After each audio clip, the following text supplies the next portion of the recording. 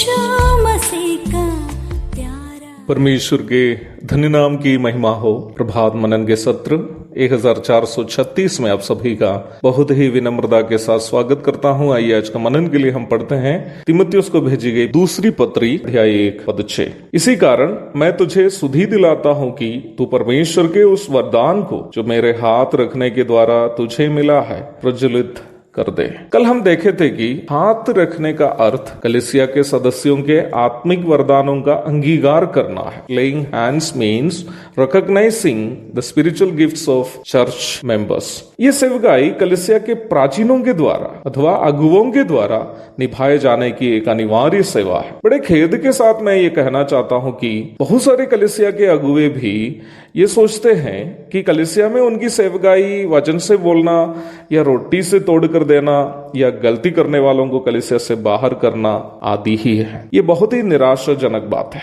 वास्तव में कलीसिया के अगुवे लोग कलीसिया में समन्वयकर्ता के समान है। एल्डर्स और pastors are like coordinators in the local churches. जैसे एक कार्यक्रम का समन्वय अथवा कोऑर्डिनेशन करने वाले लोग स्वयं सब कुछ नहीं करते हुए अथवा सभी जिम्मेदारियां स्वयं नहीं करते हुए प्रत्येक जिम्मेदारी को उसे करने की क्षमता रखने वाले अलग अलग लोगों को विभाजन करके देते हैं। वैसे ही कलीसिया की अगुवाई करने वाले लोगों को अपनी अपनी कलीसिया के विश्वासियों को पवित्र आत्मा के द्वारा दिए गए आत्मिक वरदानों को पहचान कर उनके आत्मिक वरदानों के अनुसार उन्हें विभिन्न सेवकाइयों को दी जानी चाहिए। इस प्रकार जब कलीसिया के सभी विश्वासी अपना अपना आत्मिक वरदानों का इस्तेमाल अगुवों की अगुवाई में करना शुरू करते हैं, तब कलीसिया प्रभु के पवित्रता की परिपूर्णता की ओर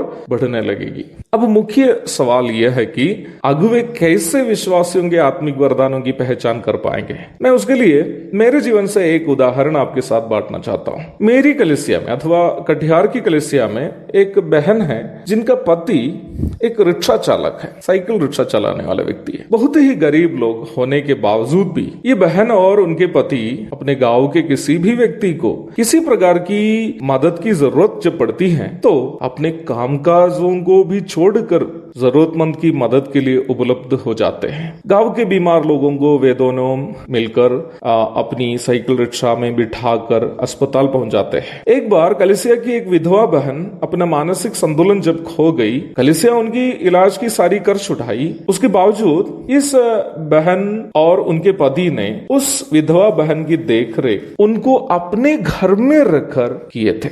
इन बातों को देखकर मुझे ये बात समझ में आई कि निम्न बहन को मदद करने तथा दूसरों की सेवा करने का वरदान है। जब मैं और मेरी पत्नी अनाथ बच्चों के लिए चिल्ड्रंस होम खोलने के संबंध में सोच रहे थे, प्रभु ने इस बहन की बात मेरे मन में डाली। मैंने इस बहन को एक दिन मेरे घर में बुलवाया और उनसे पूछा, सिस्टर, क्या आप चिल्ड्रंस होम में अनाथ बच्चों की सेवा में सहभागी होना चाहती है? बड़ी खुशी के साथ उन्होंने मुझसे इस प्रकार बोली, ब्रदर, पिछले कई दिनों से मैं प्रभु से ये प्रार्थना करते आ रही हूँ कि प्रभु आपकी सेवा में मुझे भी कुछ करने का मौका दीजिए। और उन्होंने आगे इस प्रकार कहा कि बच्चों के बीच में सेवा करने के लिए जो अवसर अभी मुझे मिला है, ये प्रभु से मेरी प्रार्थना का जवाब है। मैं आपसे कहना चाहता हूँ कि चिल्ड्रंस होम की शुरुआती समयों में निम्न बहन के द्वारा की गई सेवकाइयां उस सेवा के लिए बहुत ही आशीषमय रही है।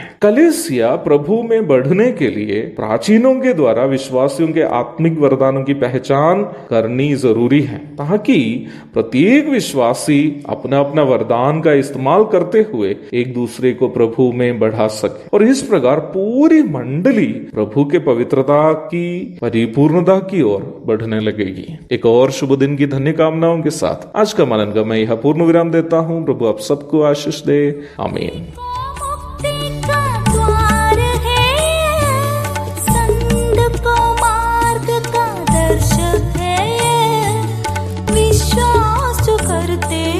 उसके लिए अनंत जीवन का साधन है।